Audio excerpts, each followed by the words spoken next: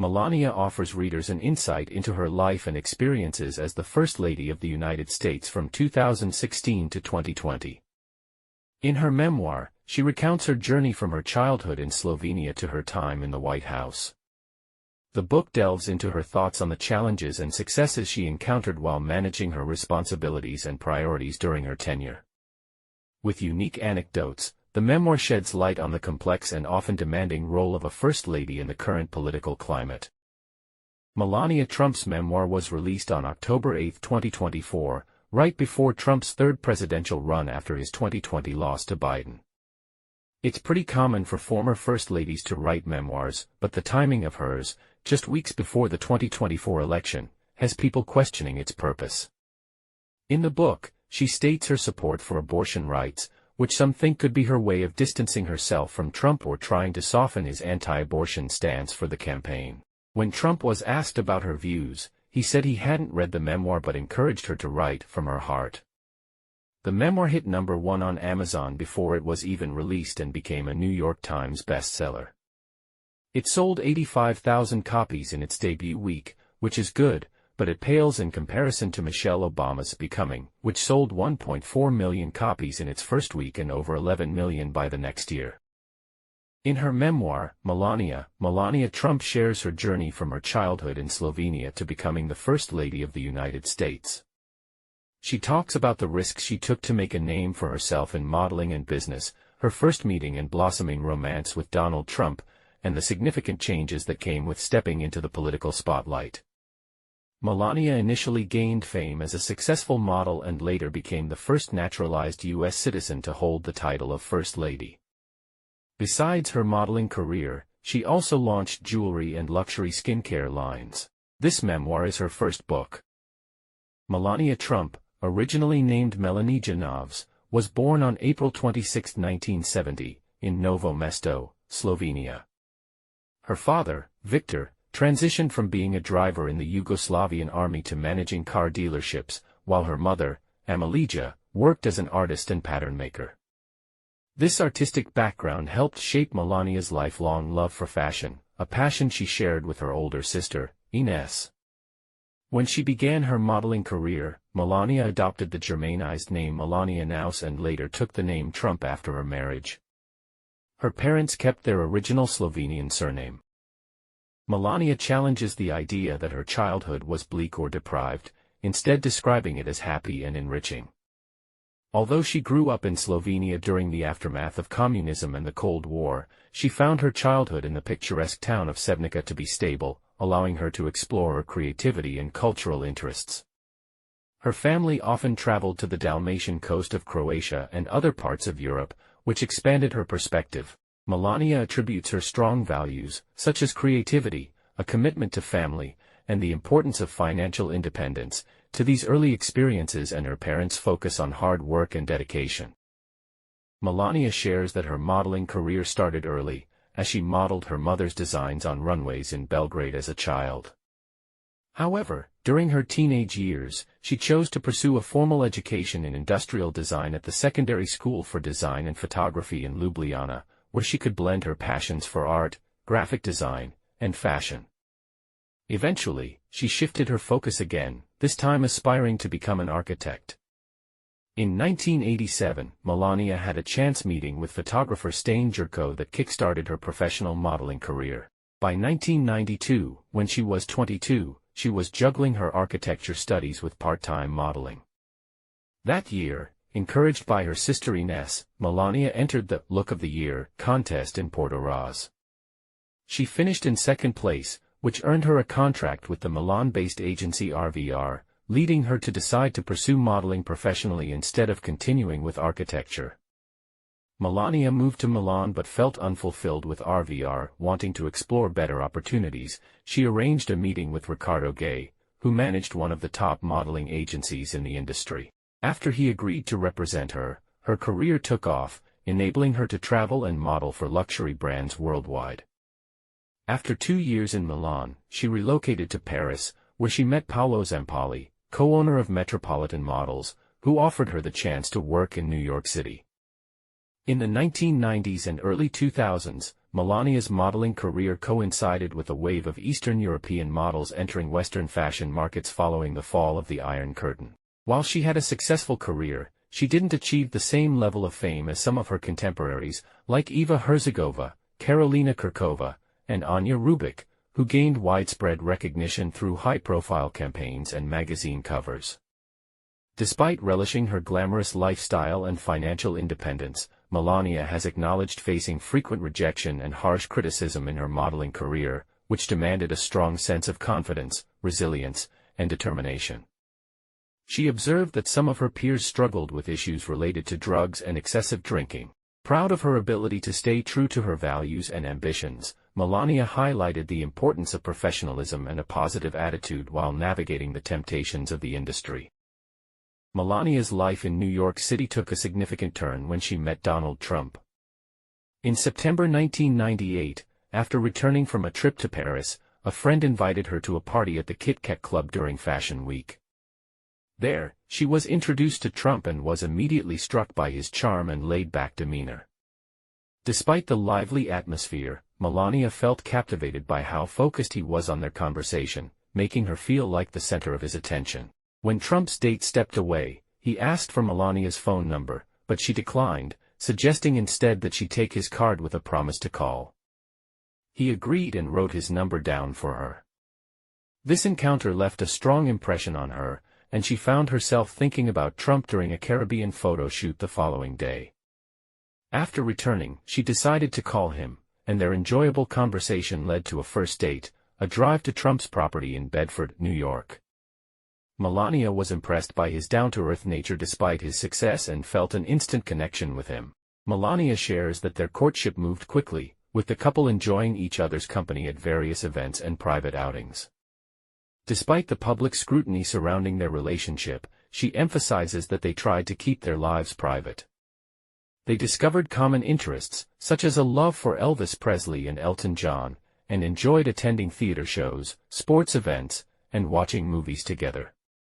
Melania admired Trump's organizational skills and good taste, which she believed reflected both his self-respect and his respect for others. In April 2004, Trump proposed to Melania with a stunning emerald-cut diamond ring just before they were set to attend the Met Gala, a high-profile fashion event. They tied the knot on January 22, 2005, in an extravagant ceremony at the Episcopal Church of Bethesda by the Sea in Palm Beach, followed by a lavish reception at Mar-a-Lago, Trump's Palm Beach resort. Melania describes the wedding as a star-studded event, attended by 500 guests, including celebrities, politicians, and media figures such as the Clintons, basketball player Shaquille O'Neal, broadcast journalist Barbara Walters, and Vogue editor-in-chief Anna Wintour. Melania continued her modeling career in the early years of her marriage but took a break after the birth of their son, Baron William Trump, in March 2006. She describes motherhood as a transformative experience that gave her a new sense of love, purpose, and fulfillment. This shift in focus prompted her to step back from public life to prioritize her role as a mother. Melania also enjoyed watching Trump as a father, teaching Baron how to golf and swim at their Florida home, Mar-a-Lago. As Baron's primary caregiver during the weekdays, Melania navigated the challenges of motherhood, learning to cope with minimal sleep and the exhaustion and anxieties that come with raising a child. She notes that her approach to parenting was shaped by her mother's style. She aimed to guide and support Baron without imposing her will, allowing him to carve out his own path. Melania's parenting philosophy also extended to her role as a stepmother. She sought to be a steady, supportive presence for Trump's other children, Donald Trump Jr., Ivanka, Eric, and Tiffany, without trying to replace their mothers. In July 2006, just a few months after Baron's birth, Melania reached another significant milestone by becoming an American citizen.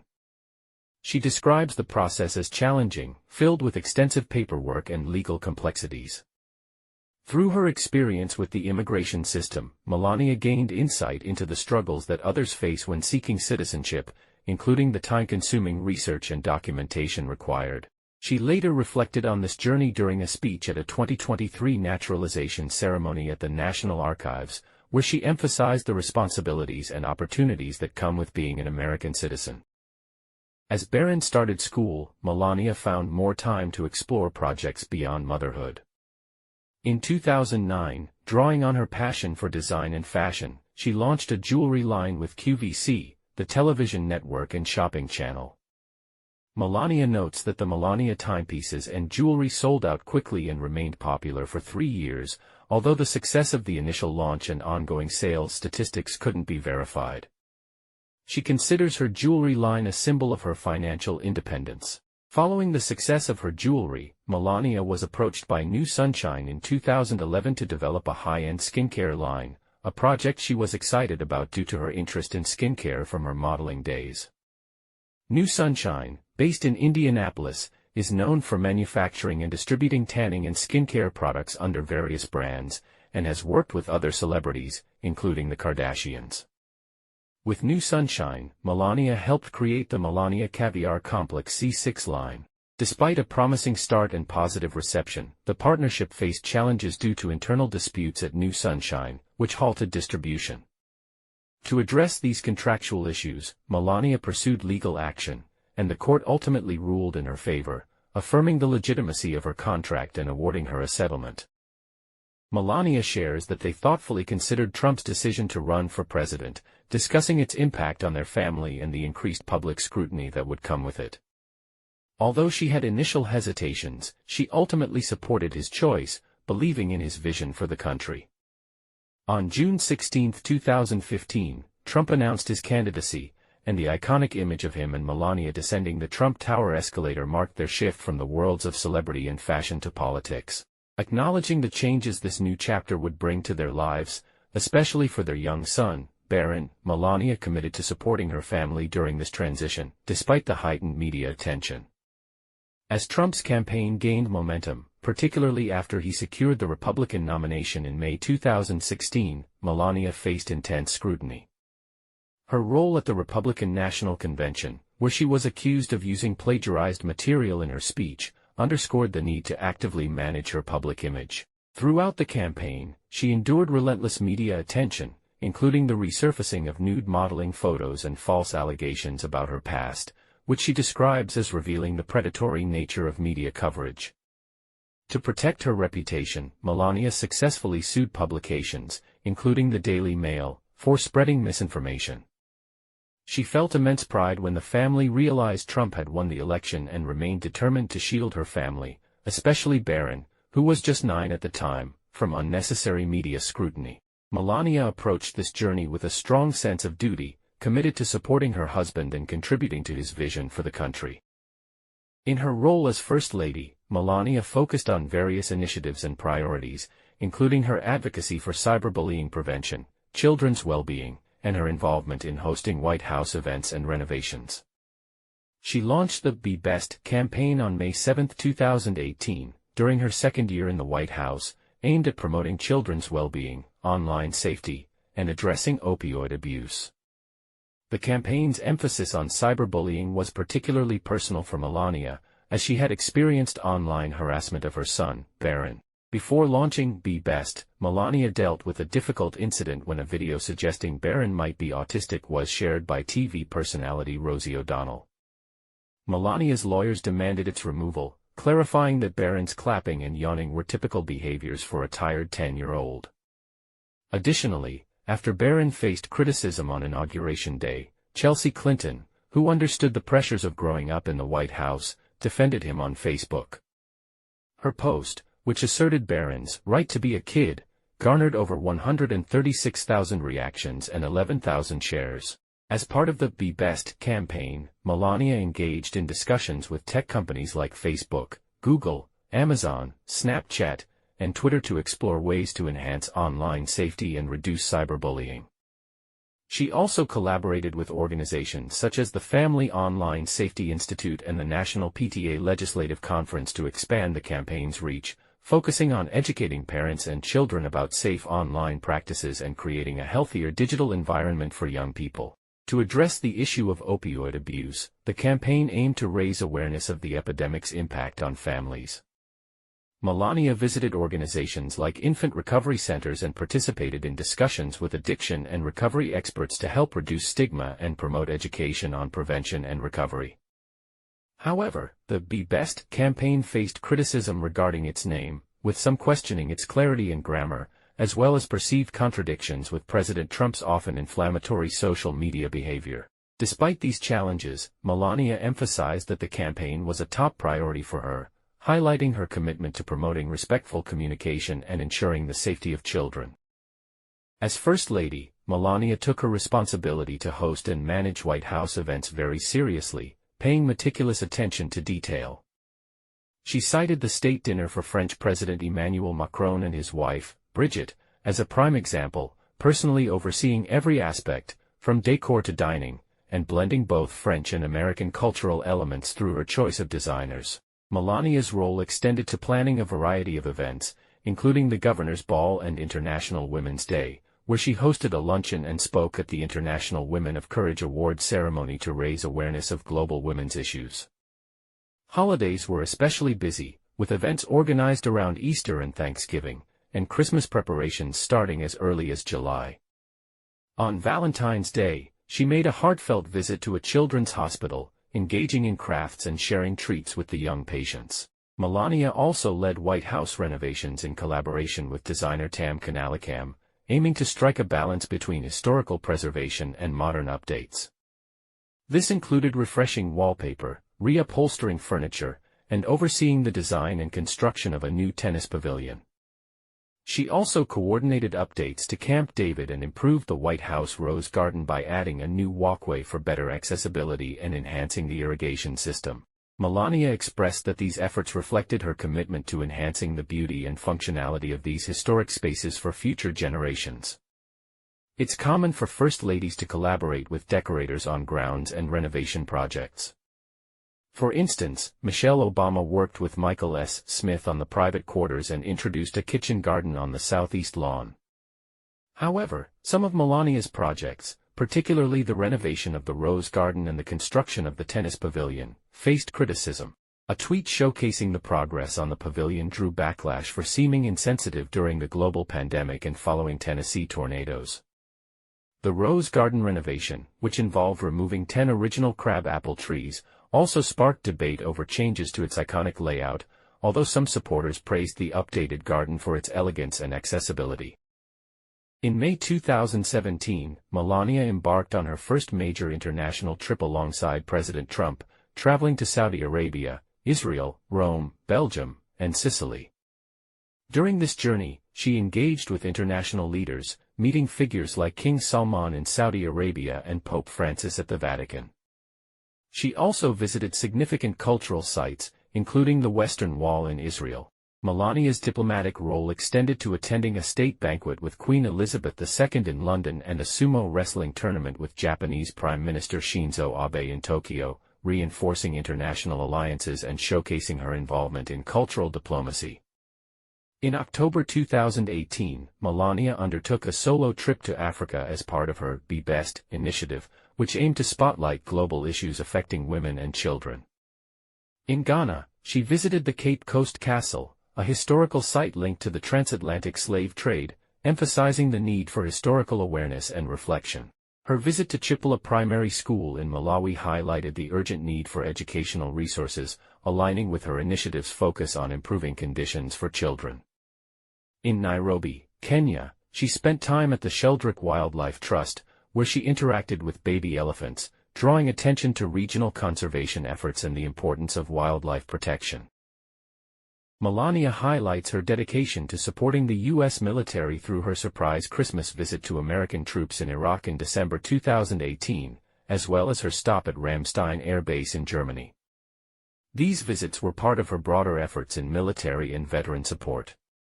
She notes that during times of crisis, her priority as First Lady was to foster empathy for those affected.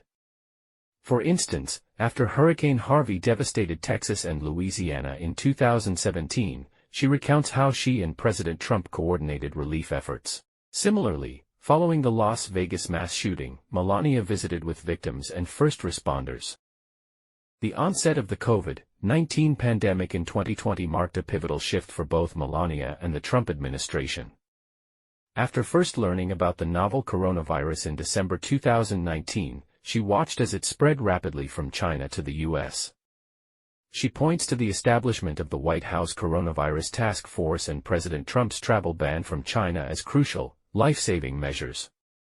Despite the unfolding health crisis, Melania continued her duties as First Lady, including a diplomatic visit to India, even amidst safety concerns. As the seriousness of the pandemic became clear, she implemented safety protocols at the White House, which included suspending tours, requiring staff to wear masks, and allowing non-critical staff to work remotely. Even after testing positive for the virus in October 2020, Melania remained focused on maintaining calm and supporting the public through service announcements. The police killing of George Floyd in Minneapolis on May 26, 2020, ignited nationwide conversations about police brutality and racial injustice. Melania notes that, while the officers involved were fired, the public's calls for justice and systemic reform continued to grow louder across the country. She expressed her support for peaceful protest, which she views as a fundamental aspect of American democracy, but also voiced her concerns about the violence and destruction that accompanied some demonstrations. Melania pointed out what she perceived as inflammatory rhetoric from certain Black Lives Matter leaders, which she felt contributed to the unrest. Just 3 days after Floyd's death, Melania tweeted her support for peaceful demonstrations while condemning violence. She stated, "Our country allows for peaceful protests, but there is no reason for violence," and urged the nation to focus on peace, prayers and healing. She also extended her condolences to Floyd's family, marking her first public comment on the issue. This followed a tweet from President Trump on the same day, which read, "When the looting starts, the shooting starts," and was flagged by Twitter for potentially glorifying violence. On May 29, just 3 days after Floyd's death, protests demanding justice and reform intensified outside the White House, with demonstrators gathering in Lafayette Square. As tensions escalated and some protesters attempted to breach the White House gates, the Secret Service took precautionary measures by escorting the Trump family to an underground bunker. Reflecting on her experiences, Melania emphasized the importance of constructive dialogue over violence. She voiced concerns about erasing parts of U.S. history, particularly regarding the removal of monuments and statues, underscoring the need to learn from past mistakes to prevent their repetition. Melania stressed that respect and understanding among the nation's diverse groups are essential for a healthy democracy. Acknowledging the deepening divisions in the country following Floyd's death, she also recounted her observations on January 6, 2021. Melania describes working in the White House when she first heard about the unrest at the Capitol, as protests turned violent during the certification of the election results.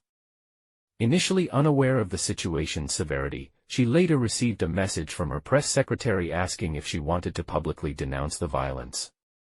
Once fully informed, she condemned the actions, reiterating the importance of resolving disputes without aggression. The day's events prompted her to reflect on her role in a divided nation, but she maintained hope for future unity. As she transitioned to private life on January 20, 2021, Melania focused on pursuing her interests beyond the White House.